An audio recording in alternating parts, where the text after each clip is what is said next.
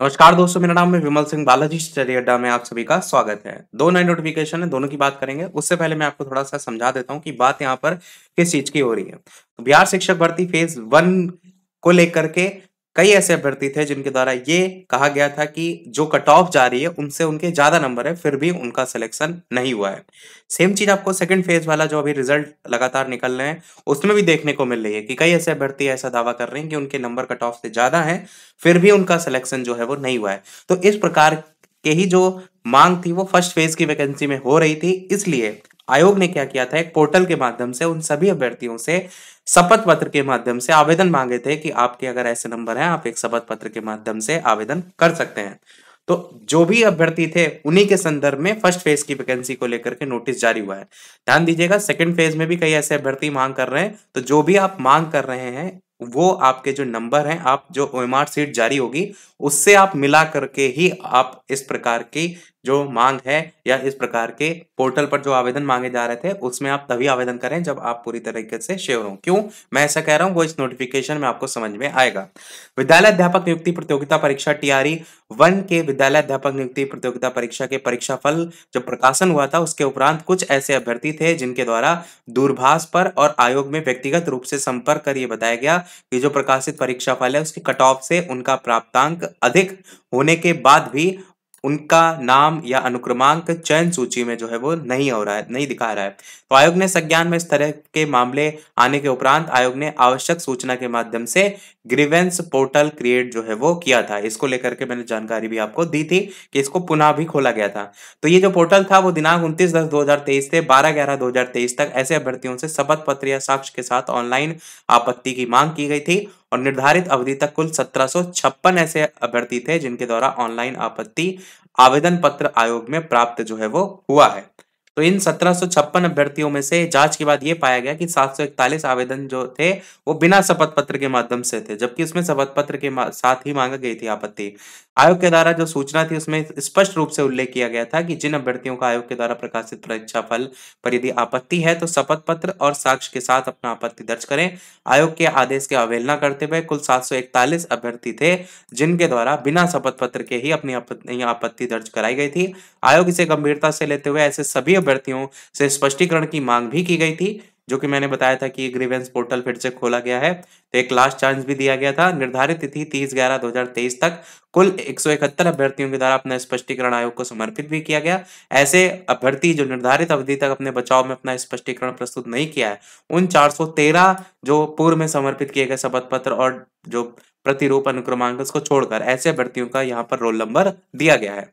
अब ये जो रोल नंबर दिया गया है उसके सबसे नीचे आप देख पाएँगे कि यहाँ पर बताया गया है कि ऐसे अभ्यर्थी जिनके द्वारा आयोग के कृत्यों पर परीक्षा फल का आयोजन और परीक्षा फल प्रकाशन गलत ढंग से या तथ्यविहीन भ्रामक आरोप लगाए गए थे। आयोग द्वारा उनकी अपनी समस्या रखने हेतु समुचित अवधि देने के बाद भी बिना शपथ पत्र की आपत्ति दर्ज कराई गई है और इस संदर्भ में उनके उनसे बात बचाव में स्पष्टीकरण होने के बाद भी अपना स्पष्टीकरण वो समर्पित उनके द्वारा नहीं किया गया है, जिससे स्वतः स्पष्ट हो रहा है कि उक्त सभी अभ्यर्थियों के द्वारा अपनी असफलता को छुपाने और आयोग की छवि को धूमिल करने की चेष्टा की गई, जो किसी प्रतियोगी परीक्षार्थी के आचरण के प्रतिकूल है। अतः उपरोक्त जो दर्ज क्रमांक हैं, जितने भी ऊपर दिए गए, इन सभी अभ्यर्थियों को बिहार लोक सेवा आयोग पटना से आयोजित होने वाली सभी परीक्षाओं की बात की गई है। इस चीज़ को भी देखिएगा।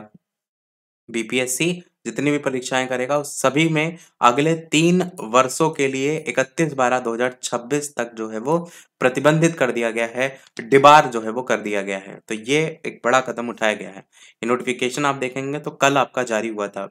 एक और नोटिफ़िकेशन साथ में ही जारी हुआ था, इसमें भी सेम यही सारी बातें की गई हैं कि ग्रीवेंस पोर्टल के द्वारा जो है ऑनलाइन माँगा गया था। 1756 अभ्यर्थी थे जिनके द्वारा ऑनलाइन आवेदन पत्र आयोग से जो है वो पाया गया था। तो इस 1756 में से 741 आवेदन पत्र बिना शपथ पत्र के थे और जो 741 अभ्यर्थी थे, इनके द्वारा बिना शपथ पत्र के अपनी-अपनी आपत्ति दर्ज कराई गई थी, जिसके लिए बाद में ये माँगा गया था अभ्यर्थियों से कि भैया स्पष्टीकरण माँग करें, तो 171 अभ्यर्थी थे जिनके द्वारा इतना स्पष्टीकरण दे दिया गया था।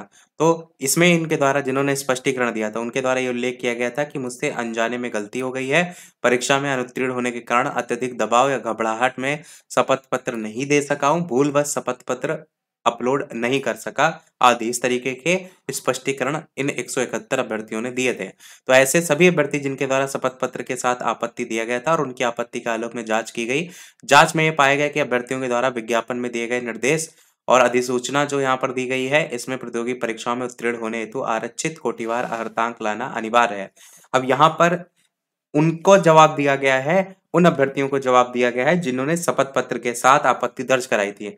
तो उनको लेकर के यहाँ बताया गया कि प्रतियोगी परीक्षाओं में उत्तीर्ण होने वाले जो आरक्षित कोटिवार अर्हतांक है, वो लाना जो है वो अनिवार्य है। जैसे था ना कि अनरिजर्व्ड के लिए 40% इस तरीके से, तो उसका अवलोकन नहीं किया गया था और गलत ढंग से आयोग पर दोषारोपण किया गया है, जो किसी प्रतियोगी परीक्षार्थी के लिए सही नहीं है।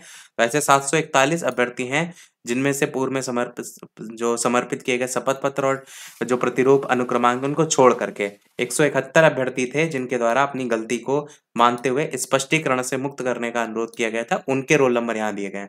जो इससे पहले नोटिस दिखाया था, उनमें उन अभ्यर्थियों के दिए गए थे जिन्होंने अपना स्पष्टीकरण भी नहीं दिया था। मतलब बाद में मांगा गया था ना कि आपने शपथ पत्र क्यों नहीं दिया गया। तो जिन्होंने स्पष्टीकरण दे दिया था, वो अभी 171 अभ्यर्थी हैं जिनके रोल नंबर दिए गए हैं। और ऐसे अभ्यर्थियों के साथ क्या किया गया, उनको 1 साल के लिए जो है वो डिबार कर दिया गया है।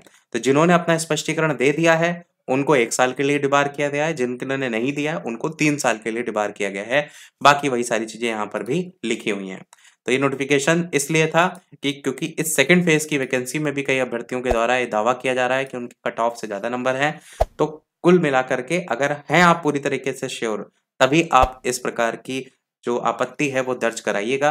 और अगर केवल आपको लगता है आपने पेपर पर टिक लगाया उससे मिला है, तो एक बार इस चीज को ओएमआर सीट से रीचेक जरूर कर लीजिएगा कि कहाँ पर ऐसा जो है वो हो रहा है। बाकी यही था हमारे सोरल अपडेट में। वीडियो लाइक शेयर सब्सक्राइब कीजिएगा। मिलते हैं अगले अपडेट में, तब तक के लिए नमस्कार, जय हिंद।